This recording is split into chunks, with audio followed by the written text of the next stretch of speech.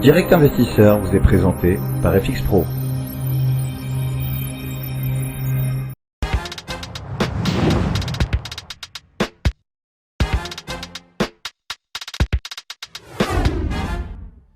10h28, retour sur Direct Investisseur en compagnie de Frédéric Garcia de la cellule info d'experts chez Bourse Direct. Bonjour Frédéric.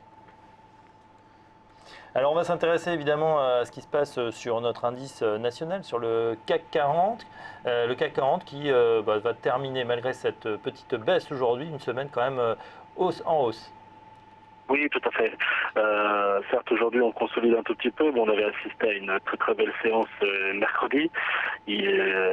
Voilà, donc pour l'instant, on a repassé, donc si on regarde un petit peu plus près, donc l'indice sur le court terme, on a repassé au-dessus de moyenne mobile importante, donc notamment à 100 jours, qui se situait autour des 4780. Ensuite, on a basculé au-dessus de la moyenne mobile 20 jours, située à 4870. Voilà, donc aujourd'hui, on est à 4885. Pour nous, donc on conserve pour l'instant un biais positif tant qu'on reste au-dessus de 4835 très précisément. Donc pour nous, ça reste positif. Néanmoins, on approche quand même de la fin de l'année. La performance sur l'indice est relativement bonne, hein, donc on fait plus de 15% de progression sur l'indice. La plupart des investisseurs long terme ont probablement réalisé déjà leur performance, probablement même d'ailleurs sur le premier trimestre. Voilà, donc pour nous, aujourd'hui c'est une journée d'échéance, donc on va basculer sur l'échéance de décembre. Il est fort probable que d'ici la fin de l'année, on assiste à un mouvement important sur le marché, aussi bien à la hausse qu'à la baisse. Et on devrait rester donc confiné dans une zone que nous on délimite donc sur le court moyen terme entre 4830 en bas et 5050 en haut. On ne devrait pas s'écarter de cette fourchette d'ici la fin de l'année. Oui, c'est-à-dire qu'on aura un espèce de range latéral, c'est ça qui se matérialiserait ? Voilà, tout à fait. On a donc, pour l'instant, les anticipations sont un petit peu plus favorables à une hausse des taux donc qui serait donc établie par la Fed le 16 décembre prochain. Donc, je pense que c'est la date que tout le monde va scruter de près. Donc, 16 décembre prochain, réunion de la Fed, et 70% des anticipations sont pour une hausse des taux de 25 points de base. Et après, là où on fera très attention, où on va être vigilant, c'est sur le discours pour savoir si on a une hausse des taux et qu'après donc la Fed va se laisser du temps pour éventuellement observer l'évolution des indicateurs macroéconomiques aussi bien aux États-Unis et en zone euro et surtout en Chine, puisqu'en Chine, bon, pour l'instant l'économie s'est stabilisée sur les derniers trimestres, mais malgré toutes les baisses de taux et toutes les injections de liquidités, on a du mal à repartir.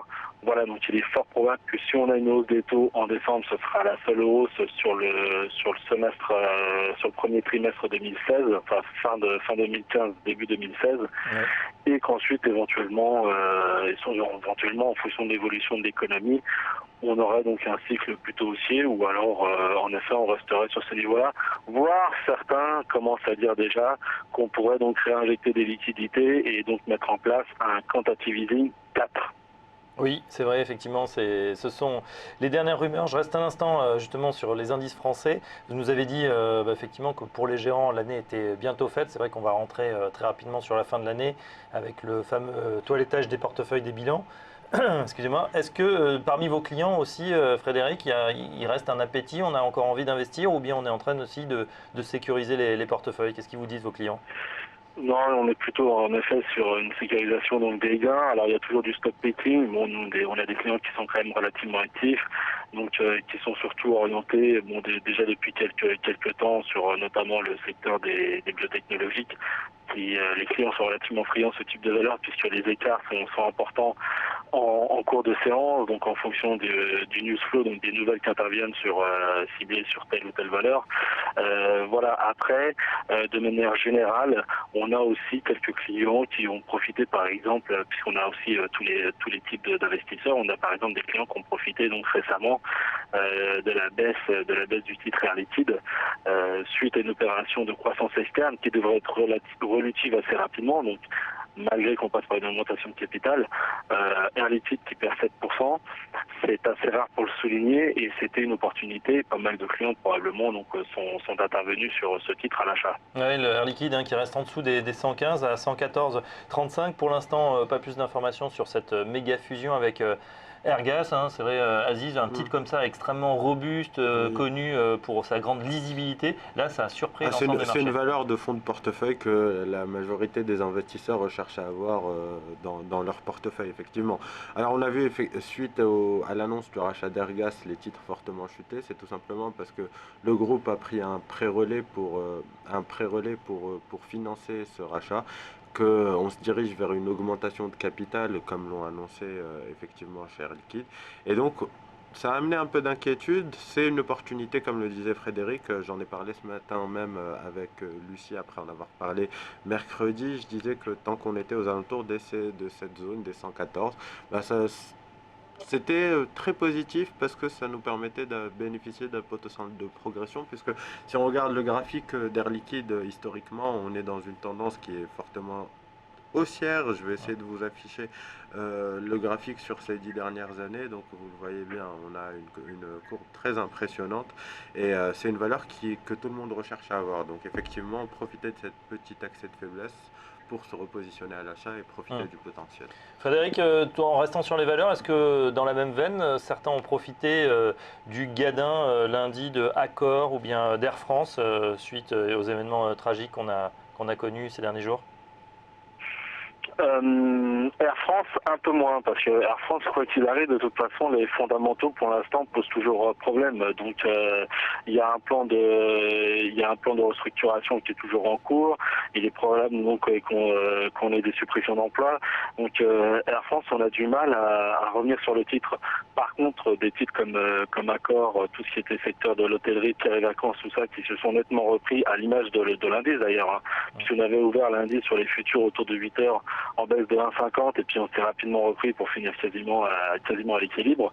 Oui, sur ces titres à forte visibilité, comme on soulignait, au même titre qu'Air Liquide, sur ces titres-là, certains clients se sont repositionnés. Air France, je mets quand même un petit bémol parce que pour l'instant, le fondamental n'est pas, et on n'a pas encore suffisamment de visibilité sur ce titre-là, quoi. Il pâtit énormément donc de la concurrence qui est beaucoup plus efficace qu'eux en termes de rentabilité par place vendue, donc par siège. Donc là-dessus, on fait un petit peu attention sur Air France. Après, pour le reste des valeurs, donc notamment l'hôtellerie, oui, probablement que certains clients ont profité des baisses de certains titres. En plus, il y a toujours l'attrait spéculatif, puisqu'on voit que les Chinois actuellement reviennent massivement, donc investissent massivement sur les groupes hôteliers. Ouais, ils s'intéressent évidemment à ce secteur. Accor qui est d'ailleurs la plus forte hausse du jour, hein, le CAC est en baisse. On l'a dit, Accor progresse de 0,4 à 40,60 €. Vous avez des clients également qui sont intéressés par tout ce qui est devises, euro-dollar. Est-ce qu'il y a eu du mouvement sur justement ces actifs? Ouais, alors il y a eu un petit peu de mouvement parce que en fait on a quand même assisté à une baisse de l'euro par anticipation avant les minutes de la Fed avant-hier. Donc on a quand même perdu pas loin de deux figures. On était plutôt autour de 1,0870, 1,09. On est redescendu 1,0850 pardon. On est descendu autour de 1,630. On a établi un plus bas annuel. Donc là certains clients ont profité donc de la baisse de l'euro contre dollar. Néanmoins, comme les discours de certains membres de la Fed laissent entrevoir, on aurait peut-être, possiblement une hausse des taux, mais pas plus. Donc de là, on est venu à toucher un point bas annuel sur l'euro-dollar, sur la parité, et ensuite on s'est repris. Pour l'instant, on a toujours un biais baissier sur cette parité. Il faudra repasser 1,0880 pour c'est un niveau d'inflexion à très court terme. On n'y est pas. Donc pour l'instant, nous, on envisage toujours un euro qui sera attaqué au détriment du dollar.